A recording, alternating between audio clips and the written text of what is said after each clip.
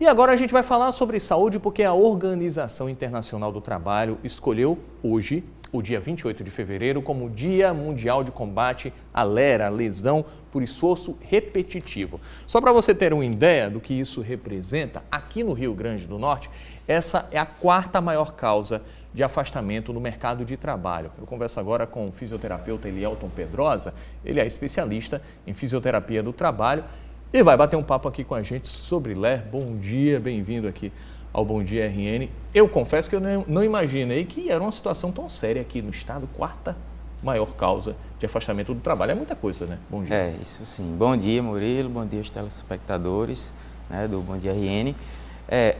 Hoje se comemora, né, dia 28, na verdade, um dia de combate, né? Combate contra as LER-DORTs, né? E realmente é um número bem assustador, né? Mas a gente pode até dizer que esse número ainda é muito subnotificado, porque existem a importância de os profissionais ainda notificarem melhor essas doenças, LER-DORTs, que são relacionadas ao trabalho, porque muitas vezes pode ter uma doença, uma patologia, como por exemplo uma tendinite de ombro, e ela não ser relacionada ao trabalho, mas cabe ao profissional conseguir diagnosticar melhor e aumentar esses índices, infelizmente, né? Tem que se fazer muita prevenção, muito trabalho para conseguir melhorar isso aí. E para você ter ideia, em termos de 2006 a 2018, são 608 casos de LER-DORT diagnosticados aqui no estado. O que é LER-DORT na prática? Ela pode se apresentar em várias partes do corpo, mas normalmente é nos membros superiores, isso. Braço, mão, é por aí. Isso, é por aí. As LER-DORTs podem ser definidas como um conjunto de doenças, né, que acometem algumas estruturas do corpo, como por exemplo os nervos, os músculos, os tendões, os ligamentos, isso tudo decorrente das atividades profissionais do trabalhador, né? E são doenças realmente incapacitantes. O rol de listas gira em torno de cerca de 30 doenças, né? Então é um conjunto de doenças, não uma doença só, né?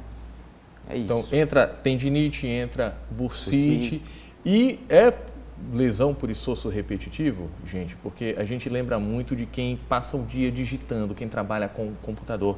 Por exemplo, se não fizer uma pausa, se não se cuidar, o que pode acontecer? Ela vai ter problema nas mãos e pode ter problema nos ombros? Isso, nós procuramos trabalhar dentro das empresas, das instituições públicas, né, no sentido de prevenir, né?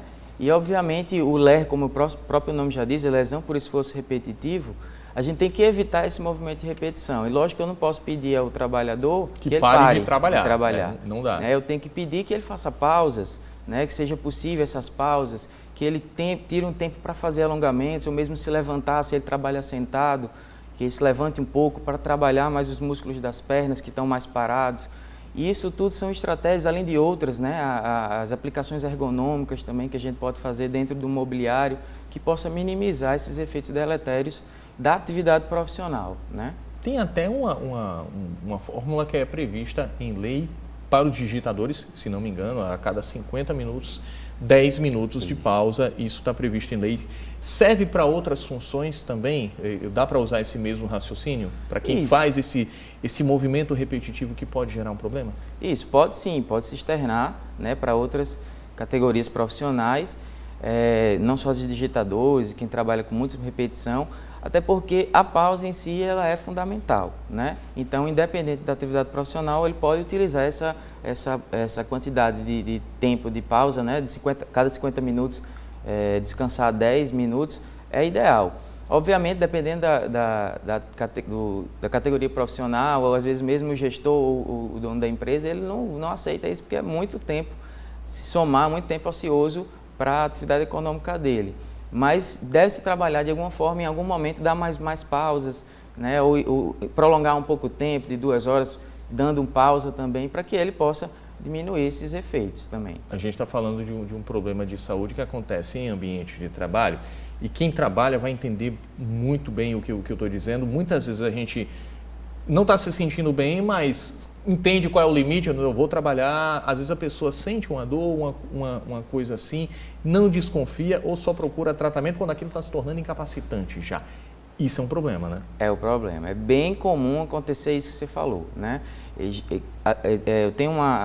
Eu trabalho no Hospital Alfredo Gugel e lá eu atendo, né, consulto alguns trabalhadores e a gente observa isso. Ele só deixa para procurar o serviço quando já está numa fase mais crônica, né?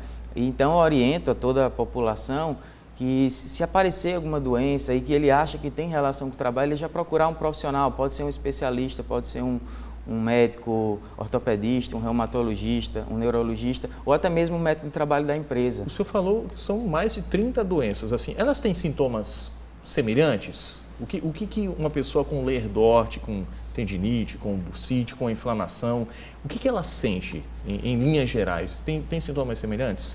A gente fala que tem sintomas semelhantes gerais, né? Mas vai depender de cada doença, de cada patologia. Mas no geral ele começa com uma dor, né? E essa dor vai progredindo, dá um desconforto, pode dar formigamento, dormência, e vai evoluindo até ele ter uma sensação de choques, muitas vezes, que tem relação com a questão nervosa, e sensação de peso, até ele perder força, né? Nos braços, por exemplo, porque já está bem evoluído. Caso mais grave. Casos mais graves. E, nesse caso, qual é o tratamento? A pessoa que já enfrenta Ler-Dort, que já tem que conviver com a doença, tem cura para essas doenças, para esse rol de doenças? Algumas sim, tem cura. Se a fase já está mais cronificada, ele, como você mesmo disse, ele vai ter que aprender a conviver, tentando buscar tratamentos que possam estar auxiliando ele a não sentir mais, a não ter a recidiva, né? Mas, no geral, os tratamentos, eles iniciam com a medicação, o médico prescreve as medicações.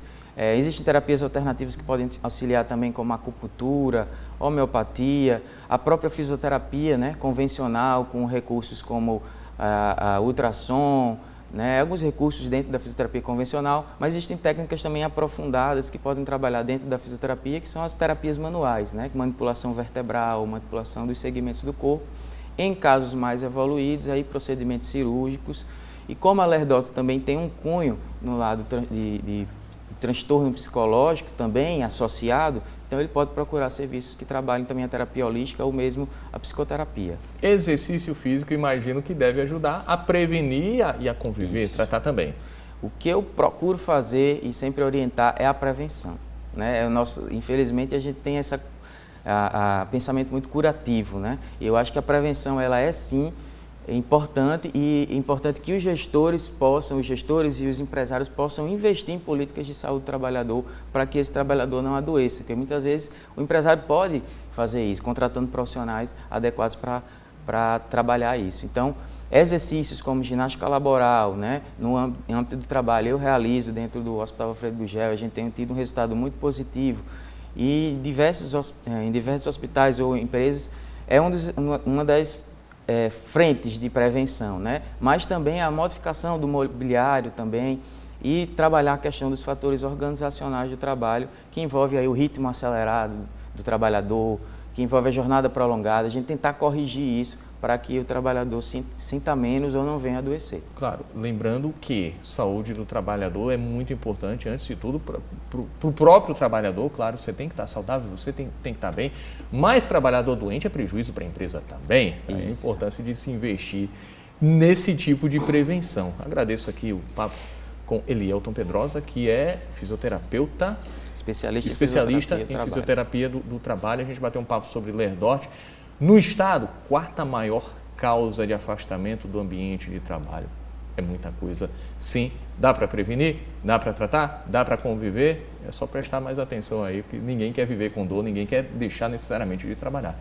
Muito obrigado, um ótimo dia para o senhor. Eu que agradeço. Bom dia a todos.